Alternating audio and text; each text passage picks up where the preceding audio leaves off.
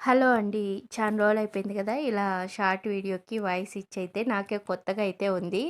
ఇవాళైతే మేము గంగమ్మకి పెట్టుకుంటున్నామని ఇంకా ఒక షార్ట్ వీడియో తీసి పెడదాము అన్నట్టయితే పెడుతున్నాను.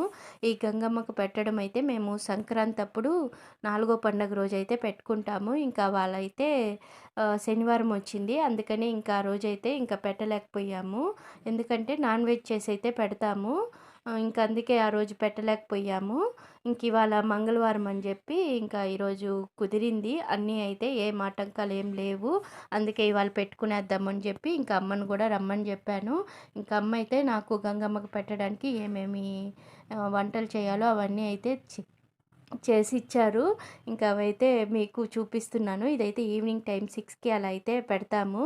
ఇంకా మేమైతే ముందుగా అయితే వైట్ రైసు, ఇంకా చికెన్ పులుసు, ముద్దపప్పు, మునగాకు తాలింపు, ఇంకా అలానే పెరుగు, ఇంకా కుడుములు, గారెలు, కరవాడు పులుసు ఇవన్నీ అయితే గంగమ్మకి చాలా ఇష్టమైన వంటలు. ఇంక అందుకే మేము ఇవన్నీ అయితే చేసి గంగమ్మకైతే పెట్టుకుంటున్నాము. ఇది ఈవినింగ్ 6కి అలా అయితే పెట్టాలి. 6 నుంచి 7 లోపలైతే గంగమ్మకైతే పూజ అయితే కంప్లీట్ చేసుకునేవాలి. ఇంక అందుకే ఆ లోపలైతే మేమైతే పూజ అయితే చేసుకునేసాము. చాలా బాగా అయితే జరిగింది పూజైతే. అన్నీ కరెక్ట్‌గా కుదిరాయి. ఇంకా అమ్మునింది కాబట్టి అన్నీ అయితే నాకు చేయిచ్చారు. నాకు కొంచెం తెలీదు. అమ్మ హెల్ప్ తీసుకొని ఇంక అన్నీ అయితే చాలా బాగా అయితే చేసుకున్నాము.